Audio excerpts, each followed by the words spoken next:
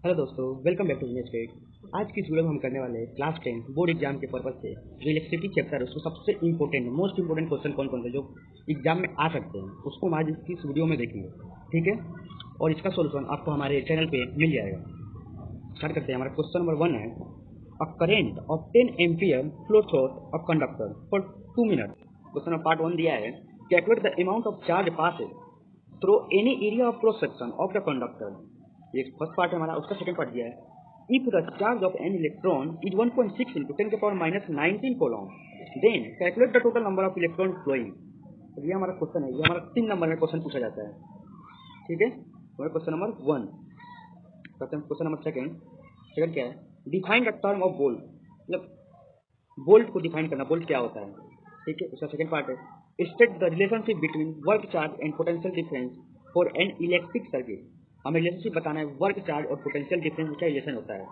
ठीक है, अब क्वेश्चन नंबर सी, इसी का सेकंड का सी पार्ट देते हैं, calculate the potential difference between the two terminal of a battery is 10 joule of work is required to transfer 20 coulomb of charge for one terminal of the battery to the other terminal. मतलब बताना है कि एक terminal पे कितना है और charge इतना ट्रांसफर द सेकंड टर्मिनल पे कितना जूल एनर्जी कन्वर्ट होगा।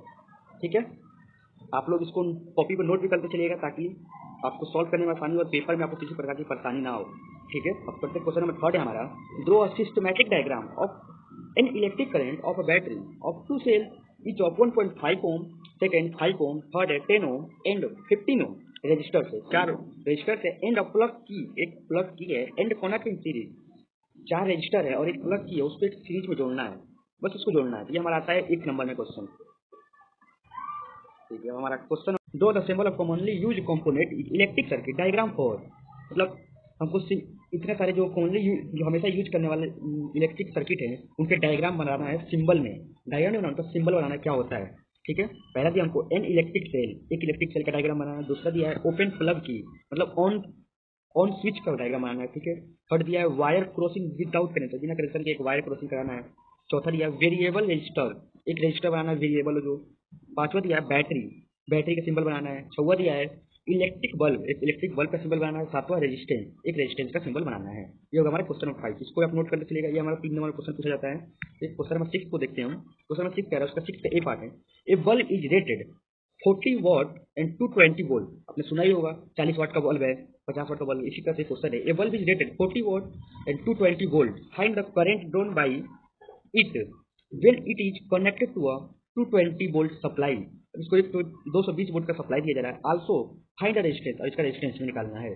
ठीक है, ये होगा फर्स्ट पार्ट। इसका सेकंड पार्ट दिया है, if the given bulb is replaced by a bulb of rating 25 ohm to 20 volt, will there be any charge in the value of current and resistance, justify your answer, determine the change charge.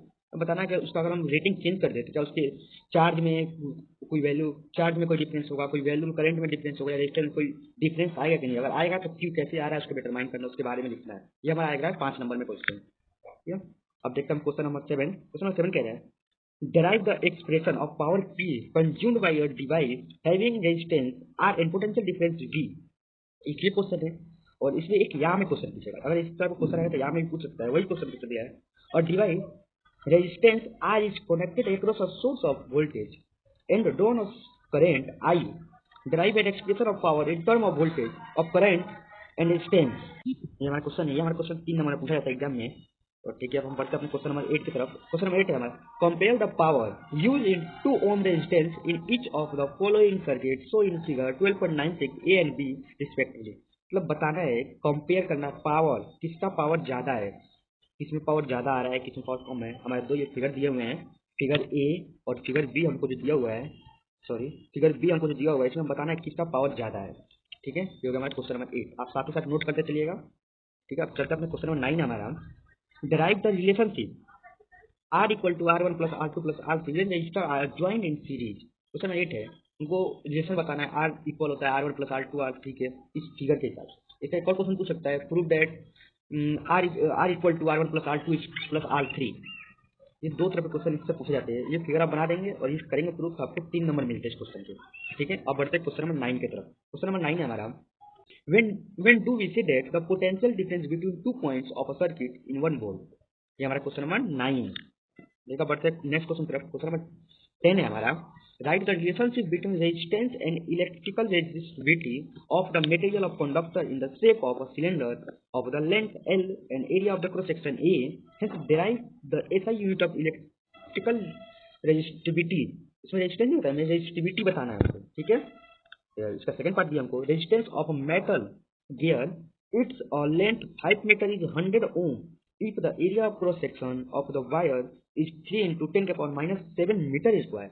Calculate the resistivity of the material, इसका resistivity बताना है, ठीक है। ये हमारा question number 10 है।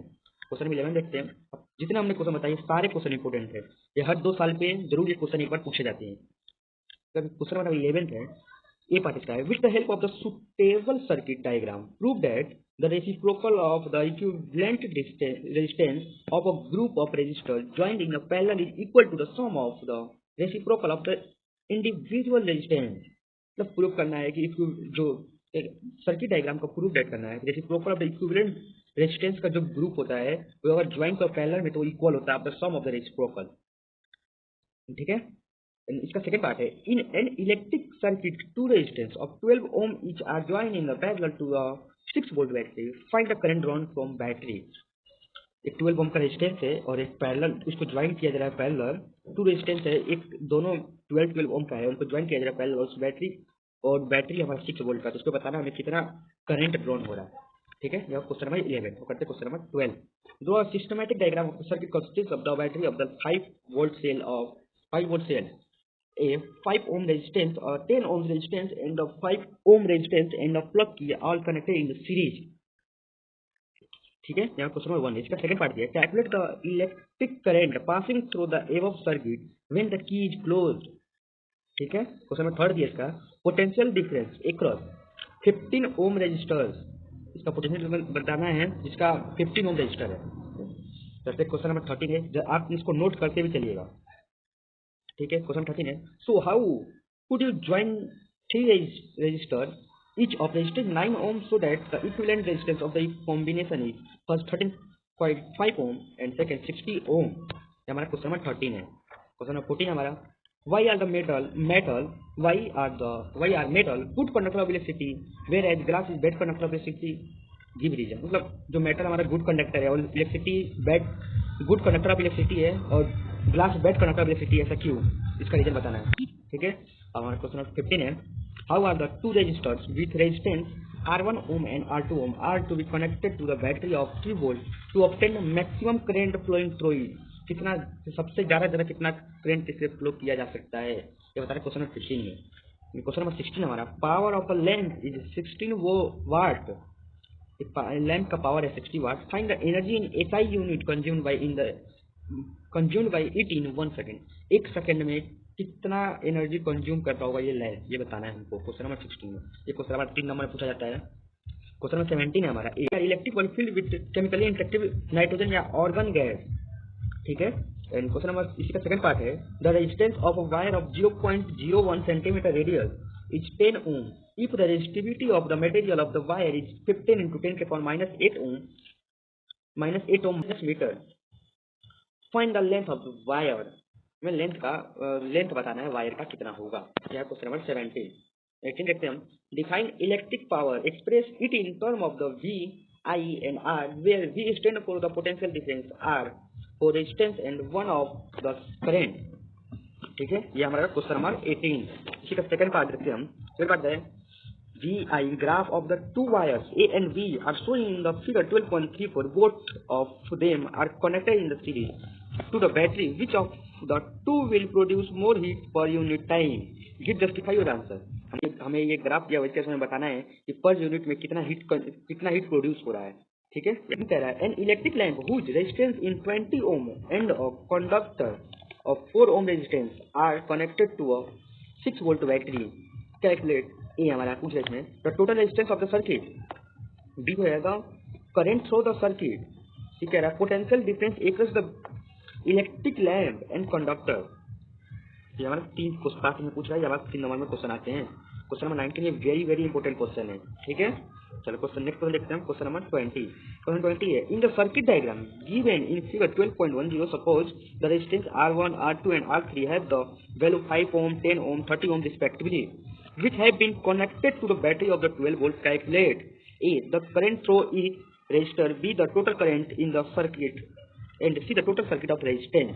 ये हमारा क्वेश्चन में 20 है। ये हमारा क्वेश्चन, ये हमारा 20 क्वेश्चन मोस्ट इंपोर्टेंट क्वेश्चन है इस चैप्टर इलेक्ट्रिसिटी से।